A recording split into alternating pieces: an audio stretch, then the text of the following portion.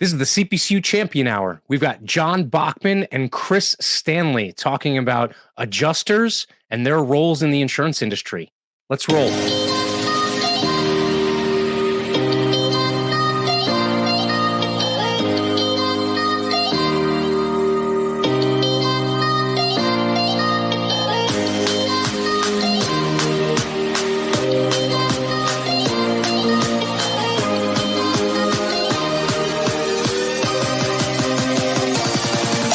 Here we go.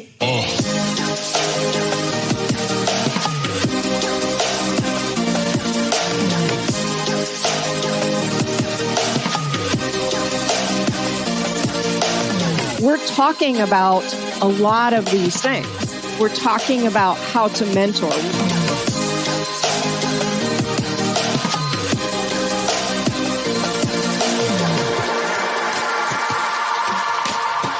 File that under only the best decisions are made after midnight. Right. That's right.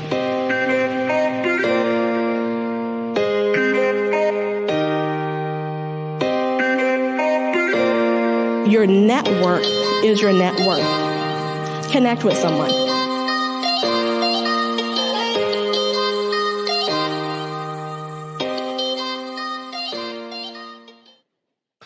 Welcome to the CPCU Champion Hour. Oh, wow. I got the close-up going. Here we go. We got to move to a little different orientation here. We are a production of the CPCU Society, the institutes, and the volunteers from the CPCU Society. As usual, like, comment, subscribe, share, hit the notification bell. We're like over 120 subs on the CPCU Society channel, so we're getting up there. This is our march towards 200. So if you are not subscribed, please hit that subscribe button and make sure that you hit the notification bell as well so that when a new video goes up, you'll get notified. But do know that every Thursday at noon is typically when our premiere episodes drop. So you could also throw that in your calendar if you would like. So we have an awesome show. We have a couple awesome guests. I don't want to keep them waiting for too long. We have a quick little icebreaker here. So we're going to talk about, people getting into the insurance industry and kind of those entry points. I wanted to ask you guys about what the one thing was that you didn't really expect or didn't understand about the insurance industry when you got into it, when you first kind of like dipped your toe into it. So I always lead with Heather. So I'm going to lead with Precious this time. I'm going to put you under the gun. What was that one thing that you didn't really expect or know about the insurance industry? So I feel like this is like the lightning round of like Family Feud. I hit my buzzer. I'm like, okay, the number one, math. Didn't realize how much math there was going to be. So in the time that I spent as a claims adjuster, I used to do first party property claims. And so I remember calculating the, how many shingles do you need for a roof? And I was like, the Pythagorean theorem. Oh my gosh, my teacher is right. I'm actually getting paid to use it, right? So, and even as students are in school, realizing that insurance careers are STEM majors, are STEM careers. There's a lot of areas between actuarial, claims, and all facets of insurance. There is math. So pay attention because you will definitely have to use it in your career. That is a very good assessment. I like to tell people that I came from the engineering world, and so it makes the math very easy. I lucked out in that respect, but that is definitely a sentiment that I've heard from a lot of folks when they get into the insurance industry, especially if they come from a non-STEM kind of background. So yeah, no, most definitely. What's yours, Heather? Well, Precious, you stole my thunder here. That was exactly what I was going to say.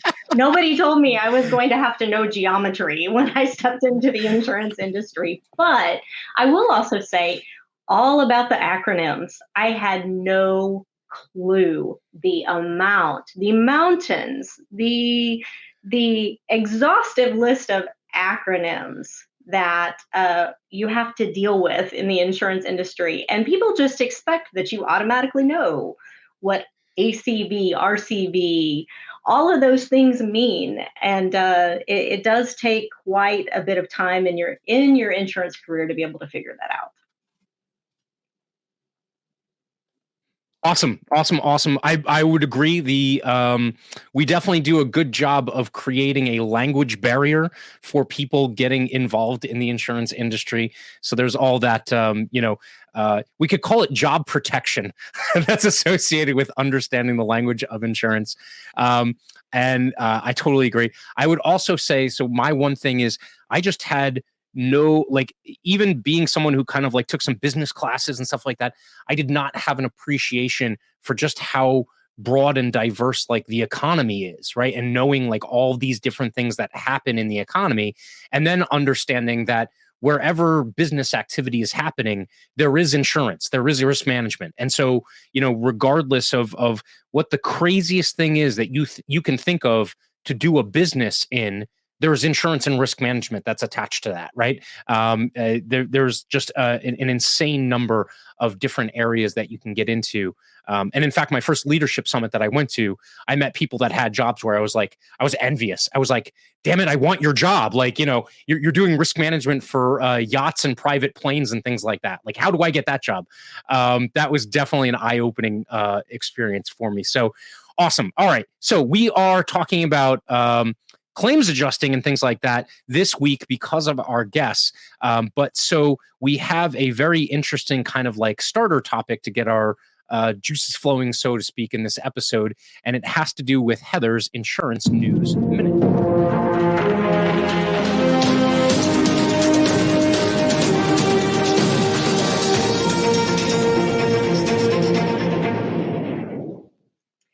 Our Insurance News Minute of the week this week is all about the emerging risks that have been analyzed recently in an insurance journal article.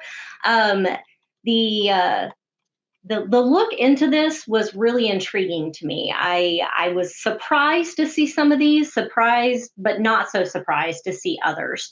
They really examined the industry's experienced changes and some of those challenges that we've seen due to the COVID-19 pandemic, all the economic forces that are at play right now, and the fact that we are headed into this really tough insurance market conditions in 2021. So some of the sectors out there that you can see some new and emerging risks in 2022 and beyond include cyber.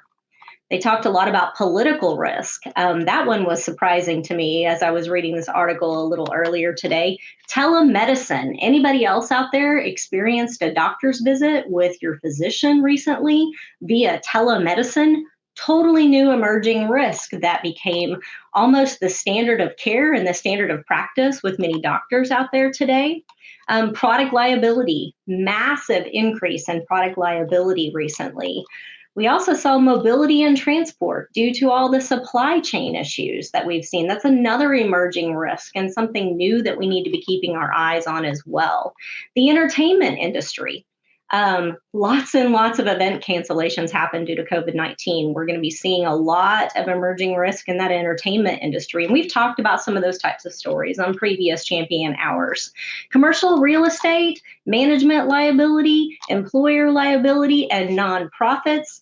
And as we have said, we are just now coming off of Insurance Careers Month in the month of February. And in my opinion, Insurance Careers Month is really every single month of the year for those of us in the industry. But as we are starting to evaluate these emerging risks, more and more opportunities going to be available out there for different types of careers and new places in insurance to address those emerging risks. That's all we have for today. So I'll kick this to Precious to get your 2 cents here. The one thing that I'm taking away from COVID, and I kind of wear like a couple of different hats, right? I came from financial services too, in addition to STEM. I've had a lot of different jobs before I found my way into insurance and risk management. There's a lot of talk about, these trends that were just kind of COVID specific and we're kind of coming out of COVID. And so the word transient has been used a lot as of late. It's really interesting to see some of these emerging risks and again, trying to kind of look into the crystal ball and say all right, well, what do you see as being kind of this more transient, just, big pop and then a quick fall off?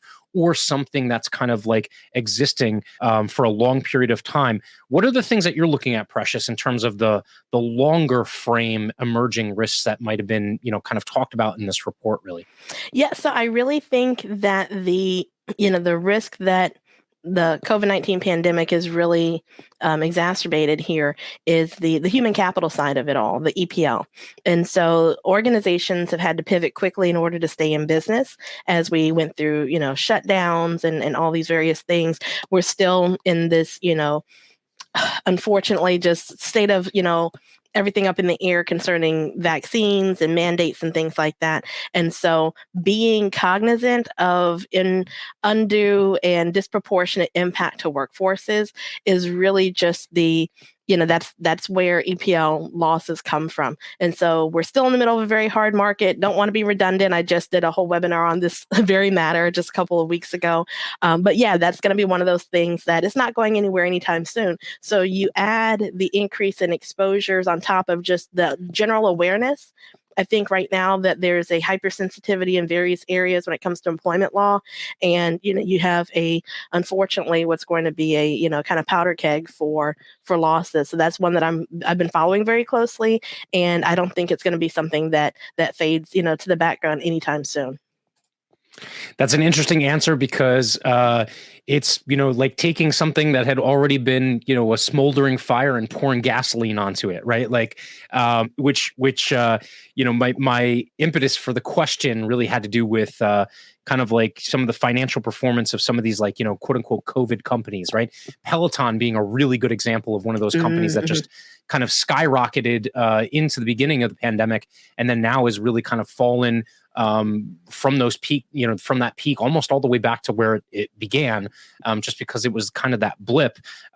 There has been a little bit of a trend towards, like at home working out and stuff, but it hasn't been nearly to the effect of, like what you're talking about in terms of that hard market in EPL, and really the direction that we were headed in all along.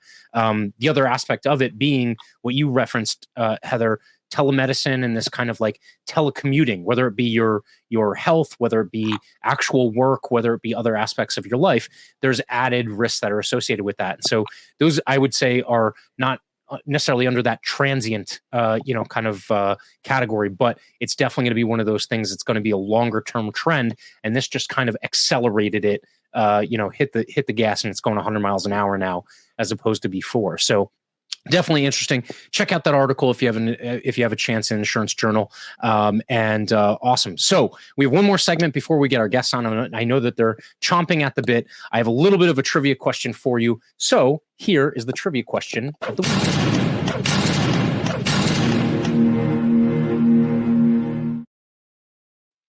So we had a bunch of winners in the last episode that I announced because we had to kind of make up some ground, and there was like 3 people that are going to be getting CPCU Society swag as a result of those answers. Definitely go back and check. We had an episode that hasn't had a winner yet. So go back and check the interview that we did with Ruthie Phillips.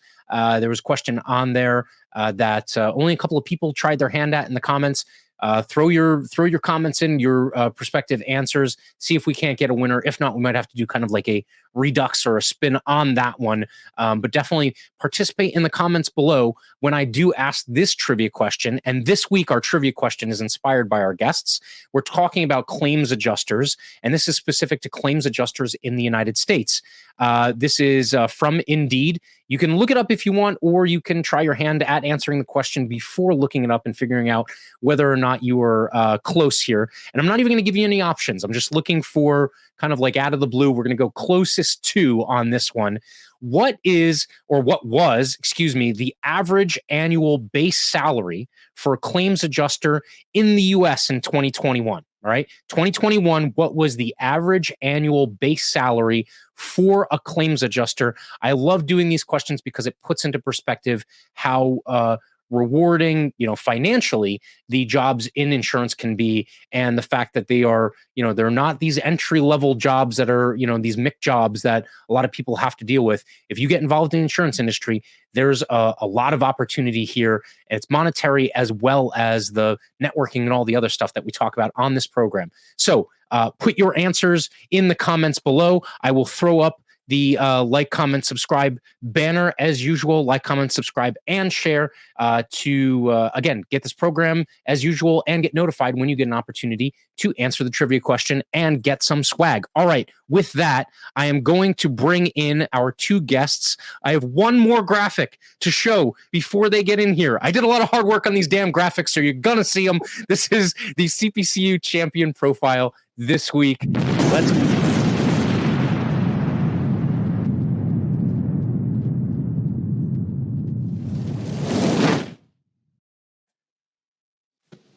John and Chris, welcome. How are you both? Looks like we're on fire after that graphic, man. Yeah.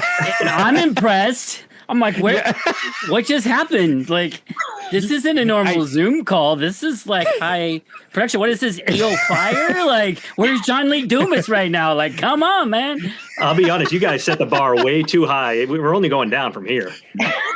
Yeah. No, please stick around. Watch the rest. My first question is, before we even get to know the two of you, Chris, you're like in a boat somewhere. Where are you moored right now? Like, where are you located? I am out of the Florida Keys right now, Islamorada, Florida. So my wife, my three kids and I, we travel around full time on a sailboat. So a lot of what we do is always remote on a boat, and you can kind of see our canned goods behind us that we always have stores of. So, yeah, it's the real deal. A lot of people are like, that looks fake. I'm like, oh, it's totally not. Like, it's not. That's the real deal. I'm glad you're not like, bobbing with the waves right now. So that's, John's been on when my camera has fallen, the computer has fallen from someone waking us. It's happened.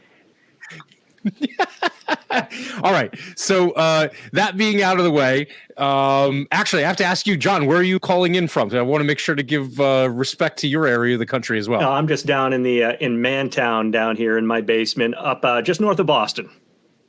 So it's a little colder than where Chris is right now. Yeah, just slightly. I am in New Jersey, and it is, I won't even put a superlative on it, but it's definitely cold here in New Jersey. I'll tell you that much. So, all right. Just so people who may not be familiar with you that are watching, I want to give you both the opportunity to kind of just give your Reader's Digest. I'll start with you, John. Who are you? What do you do? And really kind of like, what's your little niche within the insurance industry right now? Yeah, so I'm John Bachmann. I am currently an insurance agent. I'm the VP of Client Relations at Norwood Insurance up here in Massachusetts, which is a bit of a change for me. The first 20 years of my career, it's all been surrounding around claims, customer experience. I started out the first 17 years of my career working for two carriers, handling claims, managing claims teams, and then being a member of experience teams. Last 3 years, I was working for a customer experience platform, selling into insurance companies, agencies, and agency networks. But then COVID was a punch in the gut to me, and it was really an awakening. COVID was the best thing to happen to me. I realized how much time I was missing with my family. So I said, you know what, I want to be local, and always had in the back of my mind about possibly starting an agency. But a friend of mine who is an agency owner, we chatted about it. Timing was right. So joined in and rocking and rolling there. But my history's in the claim side of things, and been called an insurance nerd, the claims guy, a CX fanboy. All of them are true. And now I'm an author too. So.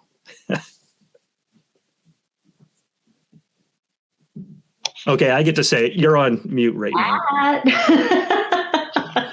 Wow, the biggest Zoom faux pas of COVID, and I committed it, and I'm supposed to be the ringleader here. How about them apples? All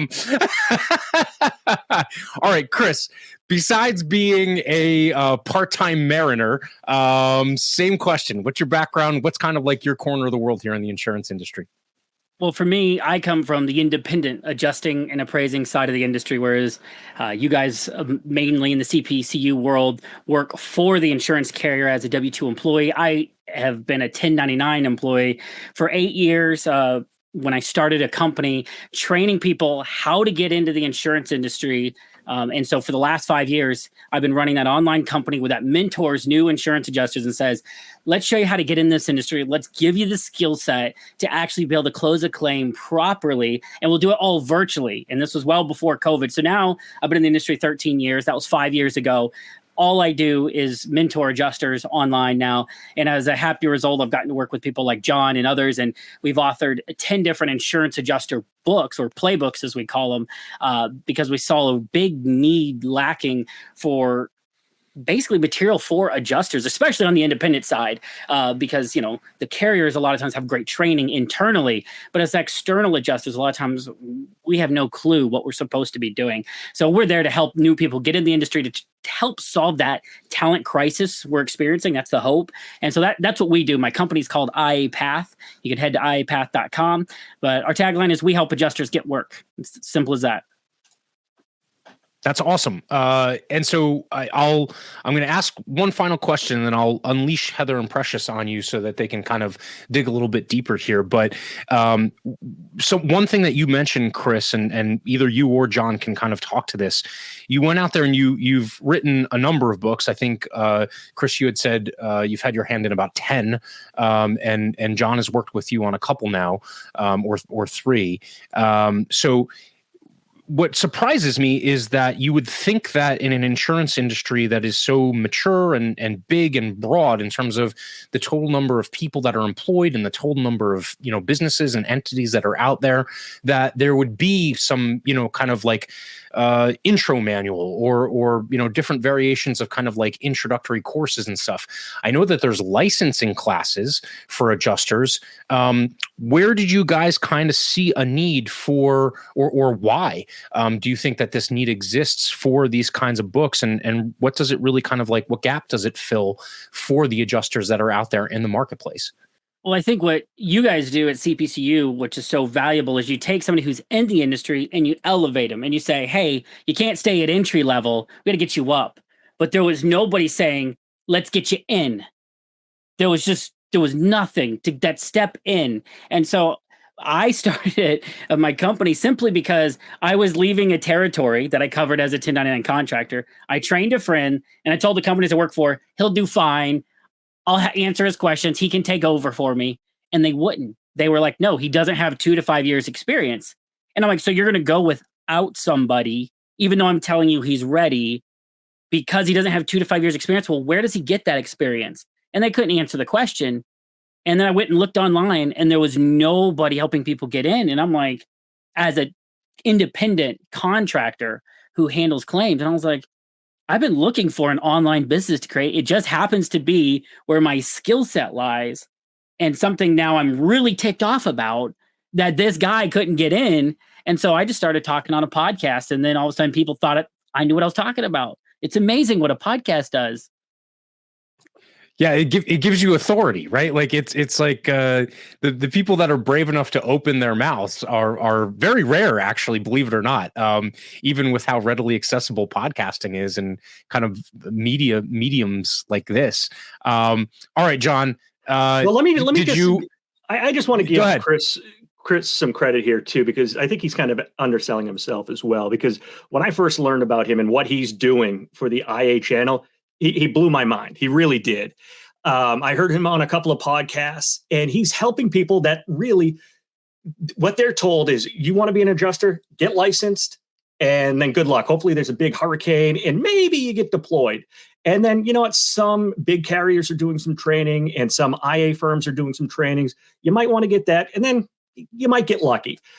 Chris said, no. What we need to do is start from the very beginning, and we're going to start a business. Each individual is going to be their own business. And his first book, and I'm going to screw up the name, I think it's the Independent Adjusters Playbook, basically walks an individual step by step what you need to do. And starting an LLC as an individual, opening a bank account, that an adjuster would never think about this stuff because they're worried about, I need to get a claim, I need to get paid.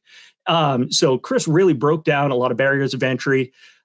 He made partnerships with IA firms, with insurance carriers, and his mentorship program, it's fantastic. It really is. And I don't think he gets enough credit in our industry. So how was that job that he helped you get when you didn't have the 2 to 5 years of experience? No, I'm kidding. I paid him to say that.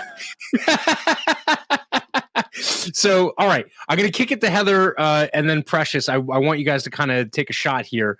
I know we can go to a bunch of different directions. I'll leave it up to you guys because there's so much meat on the bone here where we can go after. I'll give it to you first, Heather.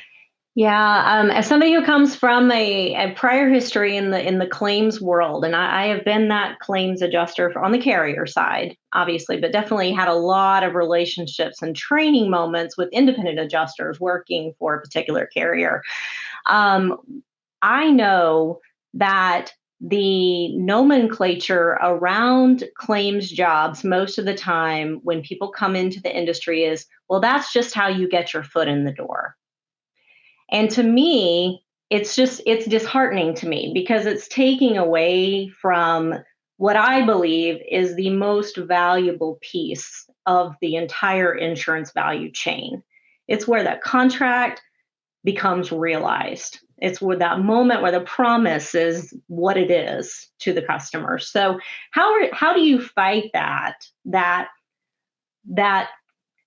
attitude that seems to be out there today? Well, just get your foot in the door in claims and you can just go do whatever you want. Not that there aren't pathways in that way, but how are we going to retain quality adjusters in the future of our industry when we're calling it that, and whenever we're attacking what appears to me to be one of the, like I said again, the most important part of the insurance value chain? Well, the first thing is we have to flip the script and we have to tell that story. We don't tell this story enough about that, but we'll get into that because I just want to attack somebody right now, and I think you guys would appreciate this. Tony Conyas. This is something I fight him all about, is he talks about claims at your entry position and then you can go wherever you want. And I want to slug him every time I hear him say that because figuratively. No. I did want to pop the kid in the mouth. No, but seriously, it is such an honorable profession. And it's to Heather's point there is what our insurance companies and me as an agent now, what am I selling? I'm not even selling paper anymore because everything's electronic. I'm selling a promise that if things go bad, shit hits the fan, these claims people, they are going to walk you through this. They're going to take care of you, and you're going to get back to how you were before the loss. And we don't share that story enough. We don't tell those great stories. And I think it would really flip the script in our industry to say, you know what, maybe more people should be in claims. Maybe people should stay in claims. Because, hey, and changing subjects a little bit, I used to sit in company-wide meetings where people would talk about, all right, this is how great we're doing on the underwriting side. This is what marketing and sales is doing. This is what our investment income is like.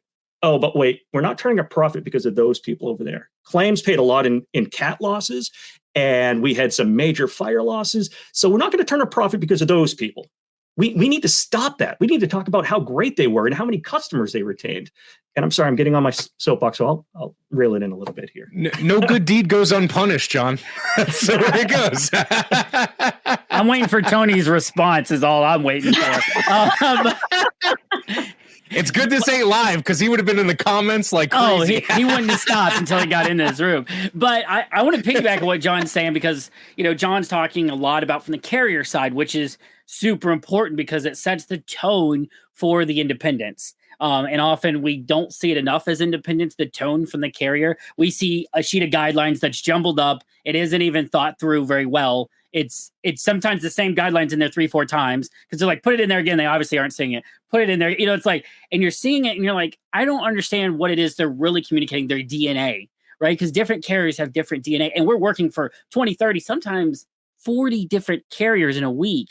And so a lot of times we're not able to convey that DNA as an independent. Now, on a catastrophe, this is when the two have to marry in a magical way because usually you're down to one carrier now. You're not on daily stuff. You're getting sent out. You're working for XYZ adjusting firm who's hired by ABC Insurance Company, right? And there is 5,000 water losses or whatever. And the independents going out there are the face of the insurance industry. Literally, there is no other face. John Bachmann probably doesn't get his face in front of as many people as the adjusters who handle claims on a cat loss because of that now the independents, they think, like you said, Heather, this is either an entry level or this is just, I was a teacher last month and now I'm getting paid XYZ number. I wouldn't even say how much money because sometimes way too much. And we're just giving ourselves a bad name to go close these claims improperly and make a big cluster for the carrier because we don't have properly trained people, because all it is a numbers game. Can we get enough numbers of people to show up to saturate an area to close the claims, which we got to touch the people.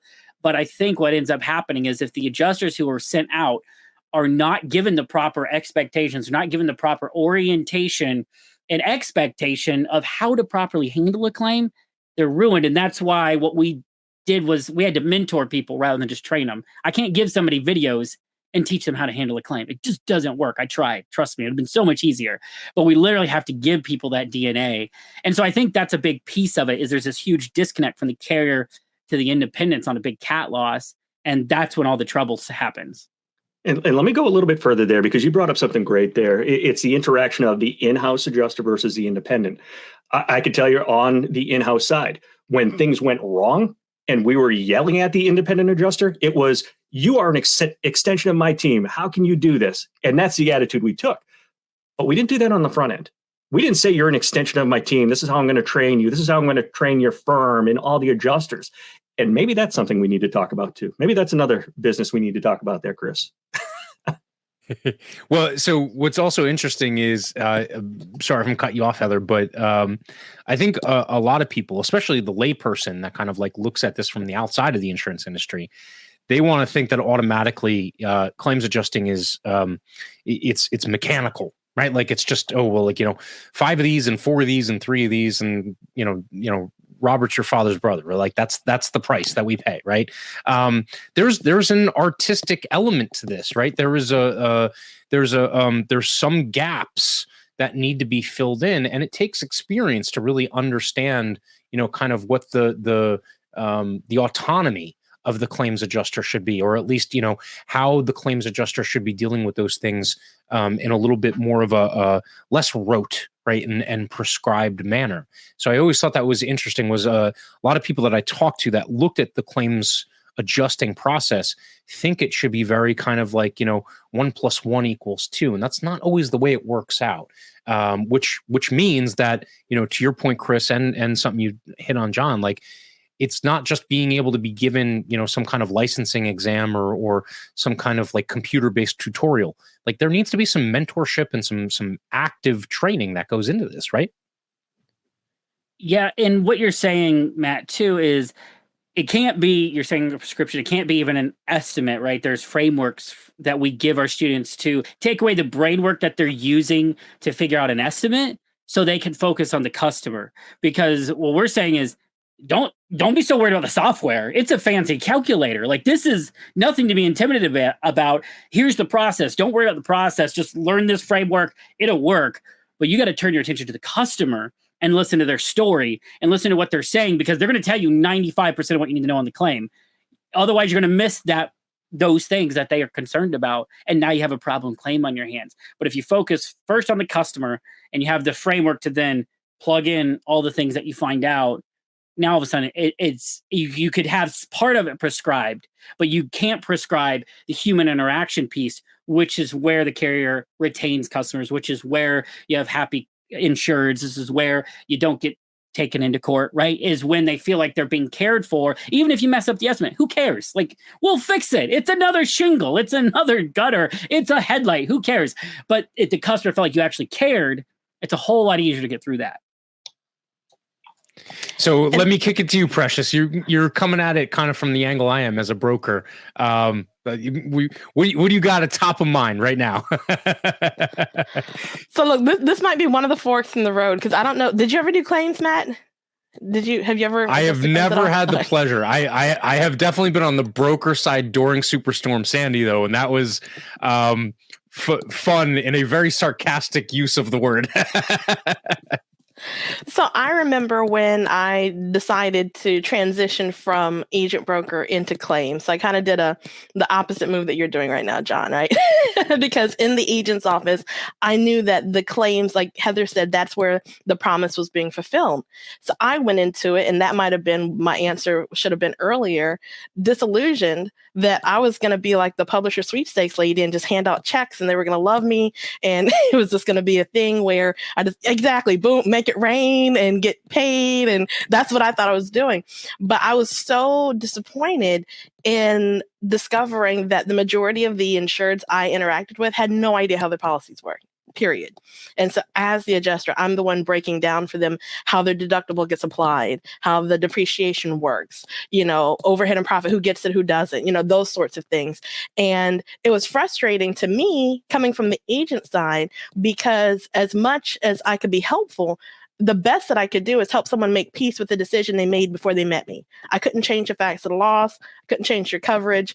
I just had to kind of tuck them into this bed that was already made before I got there.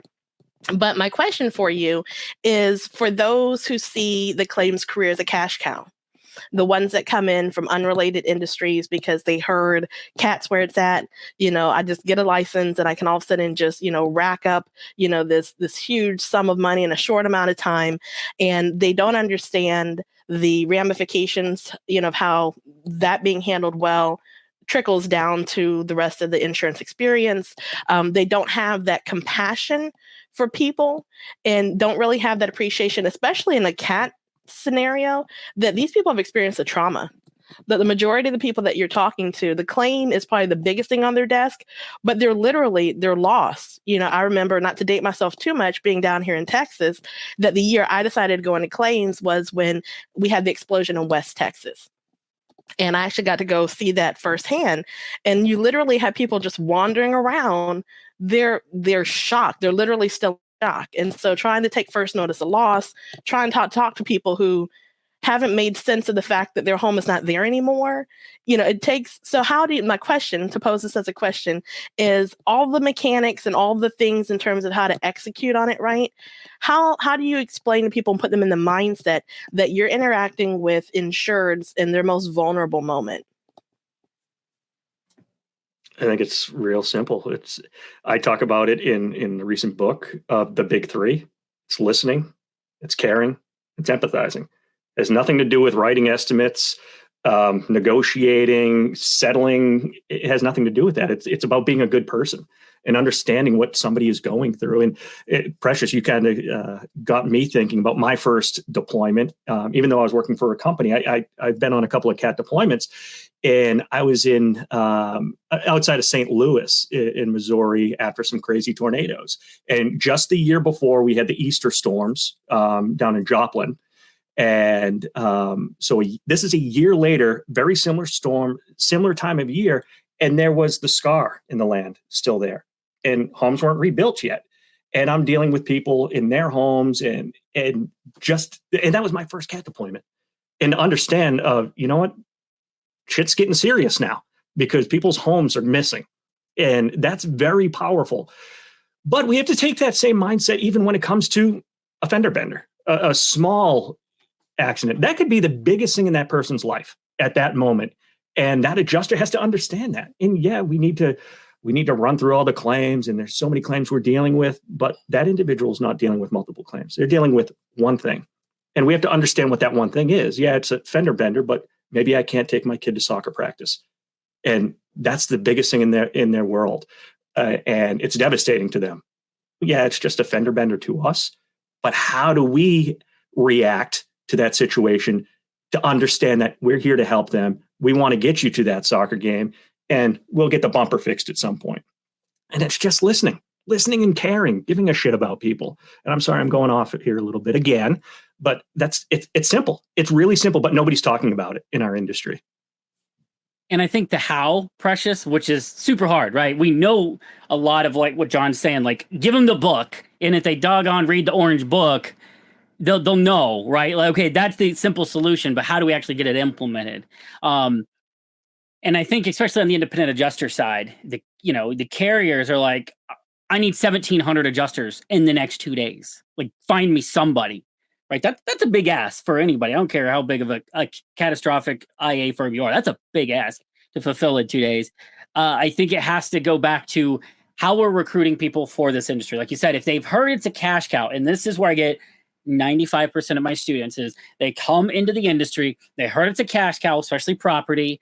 They heard about all the hurricane money and Hurricane Katrina. I'm like, do you know how long ago that was and how many things have changed? But that was a long time ago. Things regulations are in place. Anyways, that's not how it is. And honestly, if that's why you're here, if you're here for money, you're going to leave. You're not going to last, because a good adjuster is a good adjuster, not because they write a good estimate or they're fast or even if they status every day. It's usually the person who shows up, like John's talking about, with the listening, caring, empathizing. If you do those things, that's who is going to excel. But most people weed themselves out because you're starting a business and it is hard. And so when I'm talking to people on the phone, and that's literally my job, is I'm sitting there going, do not buy my program because you are going to be sorely disappointed in our industry. And then half the time they buy it because they're like, you actually told me not to buy. But they heard that it's not about making six figures. Actually, in fact, I think you won't make six figures, especially starting out. You're building a business. You don't open a coffee shop and turn a profit, but it's resetting those expectations up front. And I mean, that happens from the carrier to the firm, from the firm to the IAs, to the training companies like myself, to set that expectation right on the internet, because that's where it all comes from, is the whisper on the internet. And if we can set the expectation right, then the right people are going to stick and the wrong people are going to leave. It's going to be a self-filter out. And one storm in, they're not going to last. You go to Hurricane Sandy and you don't like people, you were not sticking through that storm. That was a nightmare. I was there. That was terrible. I got to be honest, of all of the areas of the country where you could be a claims adjuster dealing with disgruntled or people that are traumatized people from New Jersey and New York, I can't imagine the number of F and S bombs that were dropped by people that had their homes affected by Hurricane Sandy on claims adjusters. Like, I would not want to be in that population. I'm just saying. I'm just happy. My Sandy deployment was only as far down as Connecticut. That's as far as I went. And I stopped there. I got lucky. Those are civil people, I'll tell you. the New Jersey and New York Italians probably made claims adjusters earn their money like 15 times over. I'll tell you that much. All right. So, Chris and John, you mentioned the books. I want to give you an opportunity. We'll walk really quickly through the books just so we're making sure to give them their due. So the most recent one is the Successful Adjusters Playbook. What does this really kind of cover in a nutshell? Really, the whole idea behind this book was the idea of there are a lot of resources out there for the technical aspects for adjusters. Chris Stanley can do his job with his remote classes. There are other classes where you can go in person. You can look at bent metal. You can get on roofs. So many technical aspects. Hey, you can get your AIC. A lot of technical in there. Nobody is talking about the most important thing. It's the interpersonal skills. People call them the soft skills. Last time we're going to say it during this podcast, because they're some of the hardest skills out there. And it's something I've been preaching about for years now. And I've always had it out there that I need to put it in a book. And then finally, Chris finally kicked my butt enough and said, will you just finally get this down? And he published it for me. But it's all about that. It's the interpersonal skills that help you interact with the other humans to help them through the toughest time of their lives. And that's really what the book is. And then there's some other skills that we never think of within this book as well. Things like networking. People think as an adjuster, you don't need to network. Do you need to be a marketing specialist? Yes, you do. There's a little sneak peek into the book. But really, that's the idea behind the book, is there's not enough of the skills talked about that are so important to an adjuster. I also want to add that what John brings up that I think, Heather and Precious and Matt, you guys really like, and we've mentioned it a few times in passing, is that an adjuster should not be looked at as an expense. It is a customer retention tool. You may be spending all your money there, but that you're going to keep more people because you have good adjusters than if you have good agents. The adjusters are what's going to keep those premiums coming in over and over. So they're actually your best salespeople in the most crucial times. And so you got to flip the script on that.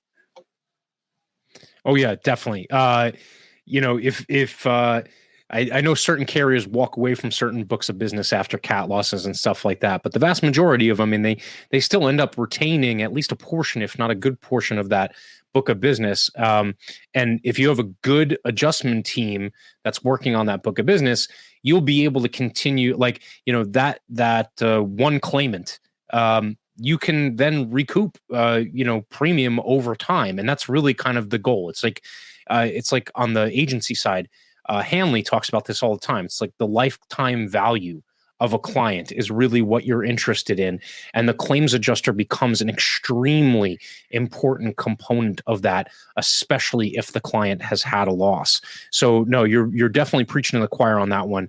All right. I want to, do the other two books they're due. So we have the Adjuster's Resume Playbook, a step-by-step guide to creating an insurance adjuster resume. What does I think we understand focuses on creating a resume to get a position or get work, but what's kind of the secret sauce in this one?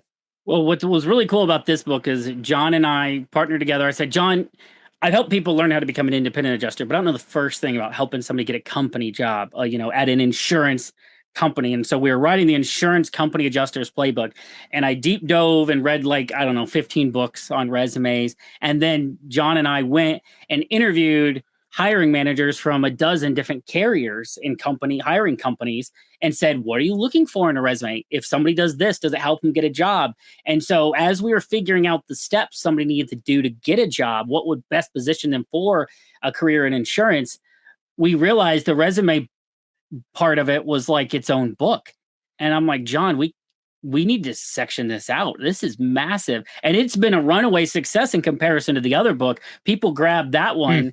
And so, but really the secret sauce is we have a claim resume method in there, an acronym that walks them through what are the big things that you need to do, and the secrets that the hiring managers gave us and said, this is how it works. This is how you get past our, filtering out system. This is how you make sure that you craft your resume to the job posting. Don't just do it generic. If you're applying for a farm job, crop loss job, then talk about your desire to work crop or something. And they're like, put the keywords that they're looking for in there. Change the way you talk about your skills to match what they're talking about, as long as it aligns with what your skill set is. And so a lot of things was like, duh, all the resume books talked about it, but we got it firsthand from the hiring managers. And so we came up with the template and everything. And we're like, man, this is great. So in about 2-3 hours, you can come away with a really well-crafted resume if you just follow it. It's just walking you through it. So I have a question, and don't jump on me because I'm not a plant. No one paid me for this question.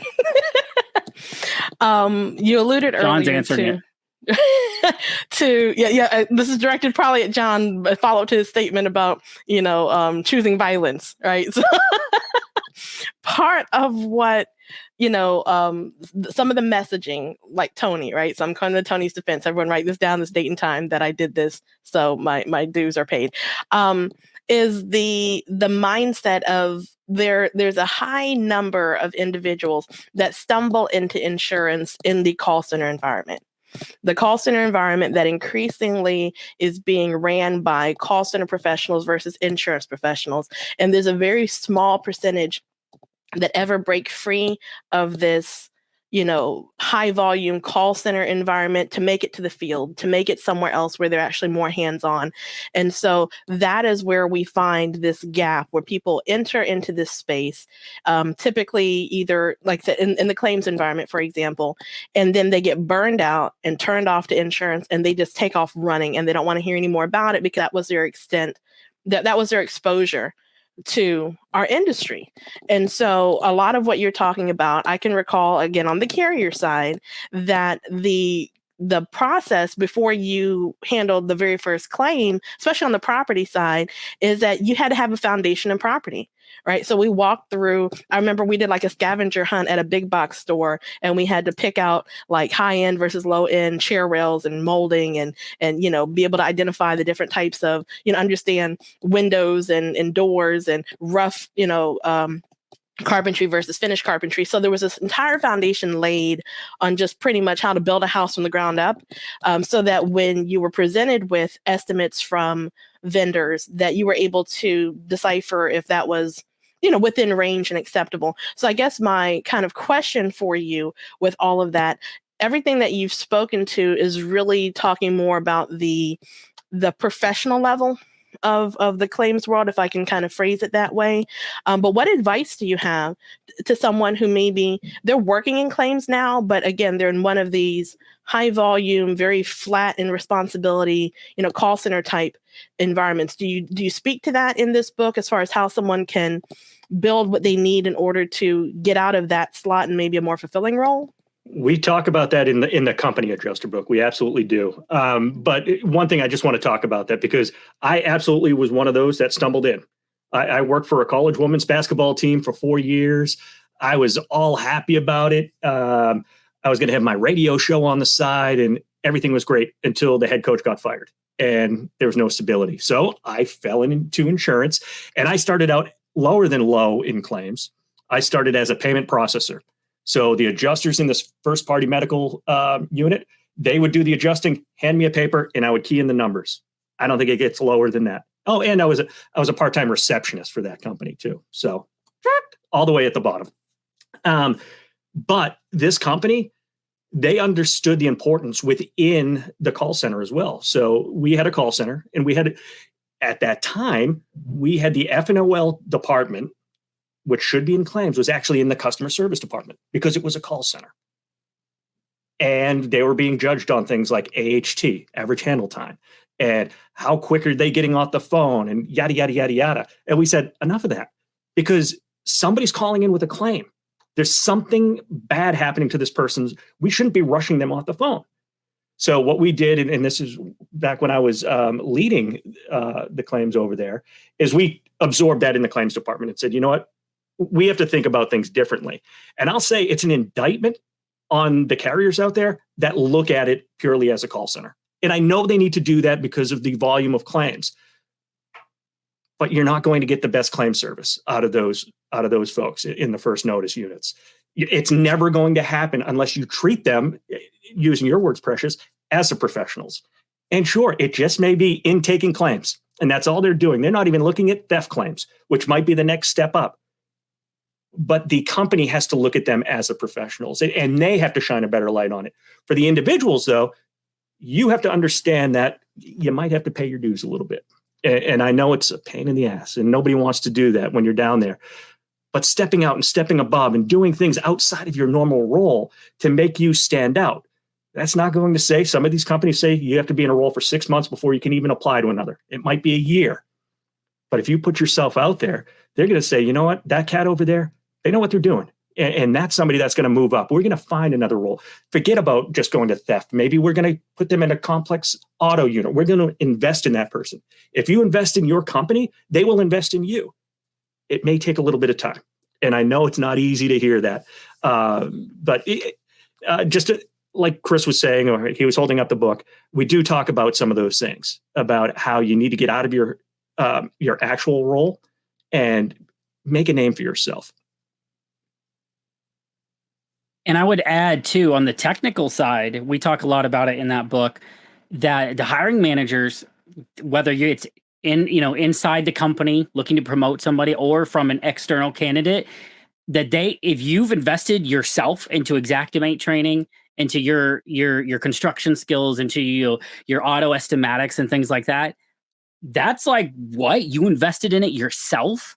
Like, you now have elevated your own self. So if you're internally and you're at a call center, you're like, this is the worst and I don't want to stay here, but you're dreaming about a different type of career inside the industry in claims where you're actually doing the claim handler role, invest in yourself. I mean, it's going to be the least expensive thing to get your AINS or your AIC or Xactimate certified. Like, overall, time, money, expenses, right? Not that much. And then eventually CPCU, right? You do these things, people go, whoa, whoa, whoa. Heather's different because she invested in herself. Precious is different. She's investing in herself. And so I feel like if you're feeling pigeonholed right now, take it upon yourself, even though you're not your own business, to look at yourself as your own business. Your career is your own business. That is your business. And it's up to you how far that's going to go. And so you can choose to invest in yourself outside of work to get somewhere further. That's awesome. really interesting that you guys bring that up, because I know, John, you're like at least not like a disciple, but someone who's familiar with Gary Vaynerchuk, right? He a lot of times makes the distinction between, like, you don't always have to be an entrepreneur. You can be an intrapreneur, right? And so, Chris, it sounds like you speak very much to kind of like the IA path, which is more of the entrepreneurial path, but also in the insurance company adjuster's handbook or playbook, excuse me, it really kind of talks to that intrapreneurial spirit, the idea that, like, you can be that force for growth or change, or that kind of like, type A move to the positive from within an organization. And so I would say that is valuable, like, regardless of what walk of life you are within the insurance industry, but specifically to your point, Precious, like, yeah, if you're like at the call center level and you're showing that initiative or that kind of, what you said, Chris, that investment in yourself, so to speak, I think that's going to go a long way to kind of like helping you stand out, especially if there's those kind of like arbitrary standards, like you have to be in a certain position for 6 months or whatever. Well, what happens when there's 30 people that have been in that position for 6 months and 2 or 3 spots open? It's going to be the people that didn't just sit there and wait for the clock to tick 6 months. It's going to be the people that actually proactively took those steps, to kind of move forward. I saw Matt, you hopped in, Heather. Oh, go ahead, John. Sorry, it was a great call out by you, Matt, talking about the intra versus entrepreneurs. And that's exactly it. And that's actually how Chris tied me into this. Is he was saying, what, there are some people that don't want to fly on the seat of their pants and hope I get a lot of claims and do my work to get a bunch of claims in order so I'm all set for the year. Some people, they want a salary. They want benefits, and they don't want to be their own boss. They want to come in 9 to 5, do their thing, and then go home and be with their family. So that's really the big distinction there, and really where the company adjuster book came from. So good on you, Matt. That's a great call out there. Yeah, Matt, I was just going to hop in here and say, you have to learn, no matter what your role is in the insurance industry, how to be a good advocate for yourself and what you are doing to develop. And that means you keep a good register of those types of things. You call those types of things out when you're having candid conversations with your leader, but especially in that claims world and in those entry-level roles. If you ever have any expectation that you're going to step out and have the opportunity to even step forward into those other higher level roles and more, what feels like more professional roles, you have to be a very good advocate for yourself in the conversations that you're having with your leader. Know that they're not always going to know exactly what it is that you're doing with your own personal development time. If you don't talk about that, just like, no matter, again, like I have these types of conversations in the jobs that I have today, and I've well moved beyond an entry-level role in an insurance company. You have to be able to advocate, because everyone who is managing you, everyone who's around you isn't always aware of what it is that you're doing. Even if it is that I decided to go ahead on my own and join the CPCU Society as a Pathways member so that I could develop my business acumen with webinars and classes and start coming to chapter meetings and doing these types of things. I decided to do that on my own. I didn't ask for the company to help me out with it. I wanted to do this on my own for my own acumen. So just that piece of advice is to every single person that's sitting in those entry-level roles out there. And being that self-advocate can take on many different forms, and it can be doing all this extra stuff, but it can be so much as when you're sitting in those team meetings, and I was that guy. There's 10 of you in the meeting, the manager's talking, and at the end, does anybody have any questions? And everybody's just sitting back doing their thing. If you just speak up, you ask the question, or you make another point, that's one way you can advocate for yourself, that you're going to stand out from the rest. It's too easy to sit. I was that guy that was just sitting there and I was just hanging around doing my thing. but it took a little bit to understand, you know what, this is a way that I can toot my own horn without being a self-promoter. It's being that self-advocate. Also, too, when you do get the opportunities, like you were saying, Heather, to promote yourself, either in a job interview or even an internal job interview or in a review of, well, let's review what you've done for the year, right? John talks a lot about it in the Insurance Company Adjusters Playbook about in the interview process, being able to tell your story. If you can articulate your story, where you're coming from, where you're at now, and where you're wanting to go, suddenly in 5 sentences, you've sealed the deal. You mean you went and got your AIC on your own. You mean you started in the call center, but now you're doing this.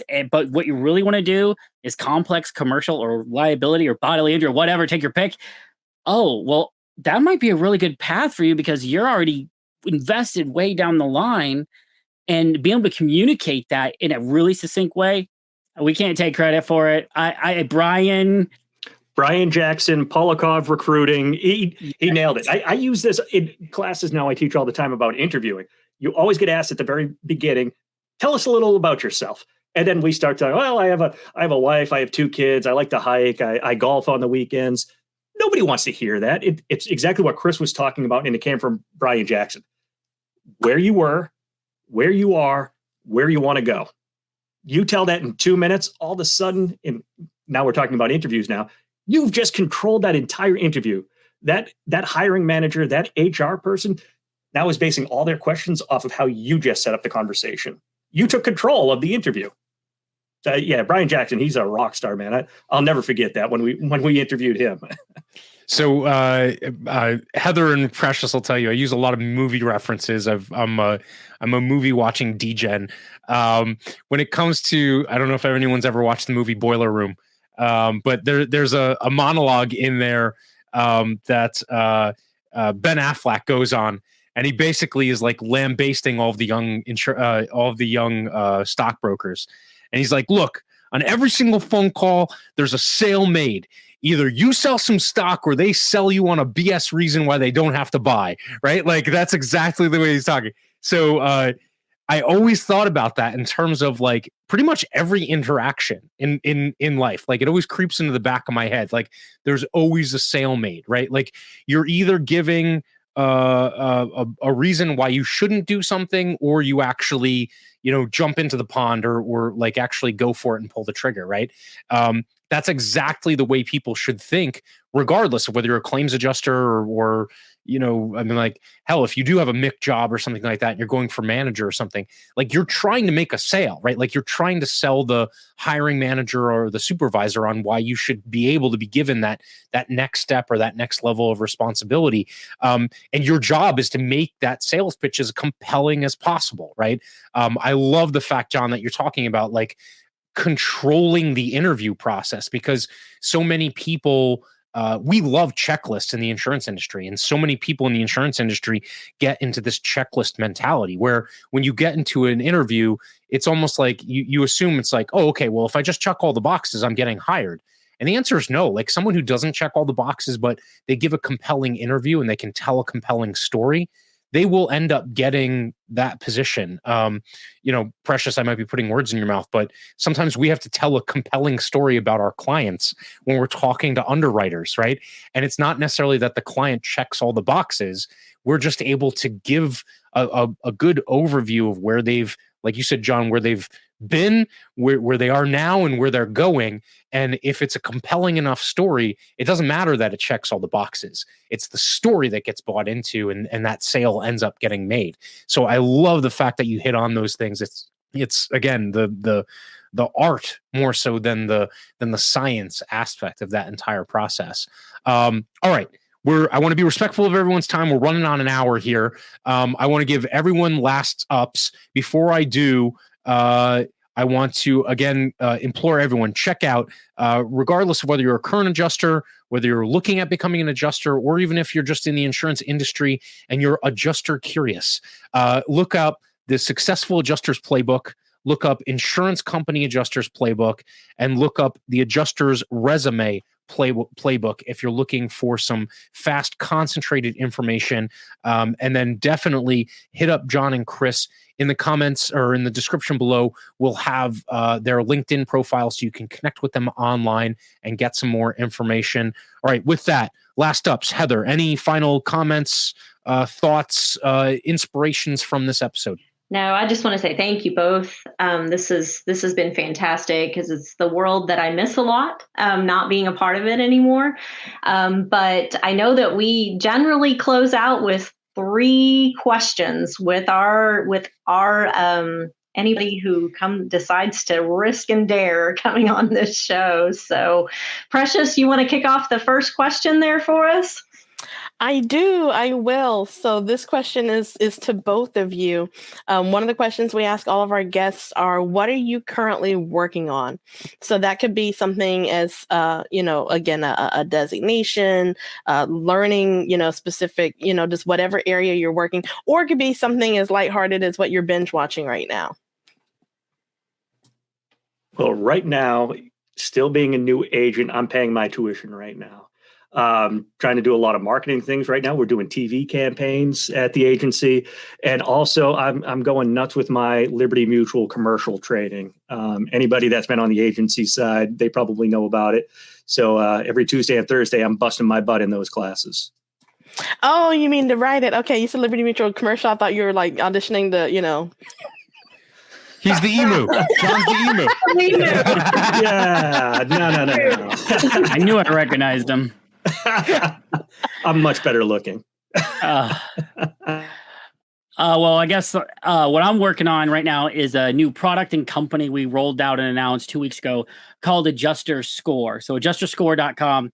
The number one problem we identified in our industry, myself and Matthew Allen of Adjuster TV co-founded this company, is we created an adjuster competency testing. So just like the SAT in education, we said, there is no reason that we cannot test somebody through the internet, proctored 24/7, 365, and know roughly where they're at on their skill set for the catastrophic things that Precious was talking about. Like, why are we sending people who don't even know what Xactimate is? They said they did on their resume, but they lied. We should be able to vet that beforehand. We have buy-in from about 30 IA firms already, the big boys, Pilot, Alacrity, those guys already saying that's what they're going to stand behind it. They're going to push people to it because Matt and I have been advocating for our industry for 5 years, and we're not just like coming out of nowhere. But we're really excited about that. But we feel that solves a problem for both the IA firms, the carriers, and the adjusters who are new, but maybe actually are better than some of the veterans, but they just can't even prove themselves because there's no platform. So we've created it. You get 1 score for property, 1 for auto, 1 for soft skills. So and then eventually we'll have 1 for deaths for like liability and bodily injury and things. But that's what we're working on right now. Bite your tongue. You said soft skills. Yeah. I know. You help me find a better term. If I put hard skills, nobody knows what I'm talking about. I could put people skills. No. Uniquely human skills. Ooh. There you go. Is she going to charge me for that is the question. Because I might uniquely human skill. Right now. Uniquely human skill. A nickel every time you use it. Oh, man. That's a lot of times. And so the web address is it adjusterscore.com? Yep. What you're just showing, adjusterscore.com. Absolutely. And it'll be live probably in March. We're trying to get it out before hail season, but it's a lot of bells and whistles to pull together. But we got 365, 24/7 proctoring. So it's going to be somebody who's sitting there watching them write estimates and things. Pretty cool. Awesome. Love it. All right. Heather, you kicked it off. So which one do you want of the last 2 boiler room type questions? I haven't had the movie one in a while, so I need the movie one. All right, go for it. So if a movie was made of your life, what would the genre be, and who would star as you in this film? Damn, it looks like you're making me go first, Chris. That's a tough one. Well, you spoke first, so maybe a Greek tragedy. No, it's got to be a comedy. I'm joking around all the time. And God, who would play me? Who is good enough looking to be me? I don't know. That's a tough one. There's a sports commentator who looks exactly like me, Tim Collishaw. You see him on ESPN every once in a while. Part of the problem, yeah, or not part of the problem. Pardon the interruption. Yes, yeah, You got it. yeah. Yep. Damn, I don't even know. Adam Sandler, because I can't keep things serious. Yeah. All right, Chris. Right, you gotta juxtapose the comedy starring Adam Sandler that is John Bachmann's life. Well, because I live on a sailboat, I think it's got to be a shipwreck kind of adventure. My wife even has a shirt that says, "I run a tight shipwreck," right? Like that is our life, is we literally, our home is a boat and it feels like every day is a disaster that we love. So I feel like it would have to be something like Lost at Sea. And if I could choose anybody, a young Robert Redford, because he's the man and he starred in one, right? So he's awesome. And I don't think he looks like me, but maybe he could pull it off because he's that good. That is an awesome answer. I love that. You should have went first, man. That sucked. You put me out there. You left me out because I had time to think about it. Great one. I just held my tongue. I'll make John go first. I love those answers. Those are fantastic. All right, we have one last one. This is kind of like open dedication hour. All right. It's called CPCU Champion Hour is the name of the show. Each one of us has at least one person, if not multiple people, that have been a mentor, kind of leading figure that has helped us get to where we are. And so this is your opportunity. One person who has really kind of like helped, mentor you or get you to the point that you are, shout them out and give them the pat on the back or the props that they deserve. I'll go first since I made John go first the last 2 times, and I know what I'm talking about this time. So my father-in-law pulled me literally out of Walmart distribution. That's where I was working, throwing boxes for a living. And he said, "I want to teach you how to be an independent insurance appraiser." And I had no idea what that meant. I never changed my own oil. And for 6 months, I shadowed him as he went around doing claims. 4 days a week. I did that, and 3 days a week I worked at a warehouse throwing boxes. And 6 months later, it's like, okay, you're good. Here you go. Here's a company to work for. And he's been my mentor ever since. My book here, when I wrote it, I sent him the original manuscript that I point out some chapters like, I need you to make sure I'm not an idiot because I might have wrote the book, but you taught me everything in here. And so he's been huge for me. His name's Mark Passmore, by the way. Love that. That's awesome. This is tough for me because there's been so many people. It's something that I talk about in the Successful Adjusters Playbook in the networking section, because there's so many. I talk about it being the actions you take and the inactions you don't take is what makes you who you are. So I could say Chris Stanley, Brian Falchuk, Nick Lamparelli, Tony Kanye. It's cheating, throwing everybody's name out there. That's wrong. It's cheating. I'm getting to the point. But really, the real differentiator in my life, it's probably going to be Ryan Hanley, because Hanley, I listened to him on a podcast the first day I learned about him. I listened to it. I sent him a quick message because honestly, I didn't know who he was. And I thought he was a lot younger than he actually was because of his high pitched voice. And he responded right away. Next thing you know, he's sending me videos. I then get the idea to start doing videos on the claim side. That was unheard of at that time. And next thing you know, this hijinks ensues. So I owe a ton to Hanley. And whenever I have a problem, I shoot him a little text. And he's one of the reasons I'm on the agency side now, too, is he's broken it down of what's most important in your life. And a lot of times it's the freedom and the flexibility in your life. Maybe it's not the paycheck. Maybe it's not the notoriety or that scary insurance fame that some of us end down that path. And really, what's that all for? Really, it's not for much. It's about doing what's best for your family and for your well-being. So I owe a ton to him. Love that. And we're going to be able to pass along that sentiment. We have Hanley coming up in a future episode. So that's going to be fantastic to be able to pass that along. So look, I want to say thank you to both of you. I know your time is valuable. You both are obviously extremely busy publishing books and doing your day job and all the other stuff, the good stuff that you guys are doing. So thank you so much for helping to make this episode successful. And so with that, we're at the end. Any other final comments or questions, Heather or Precious? Now, this has been fantastic once again. Thank you both. Yeah, anytime you have experts like these that are being very generous of their time and their knowledge, and to not take advantage of that is just foolish. I'm part of a couple social media groups like on Facebook where adjusters gather, and I see the blind leading the blind every day, and I just follow it. I'm a fly on the wall just to chuckle these days. But there's a better way, and so these books are available. These mentorship programs are available. If that's you and you're just kind of flopping around on the ice, man, you need to connect, to proven resources. So no, this has been fantastic. And Awesome. I would piggyback Chris? real fast, Precious, on that. That is somebody is interested. Matt said earlier to connect to us on LinkedIn. Seriously, if you want to connect, ask questions. Even though you're not paying us money, you don't have to. We're here as a free resource to help you make decisions, regardless whether you buy a book, regardless whether you enter a mentorship program, because we need good people in our industry. Hey, man. Awesome. This has been a blast, man. I appreciate you all for having us on. This was a fun conversation, man. I had a lot of fun.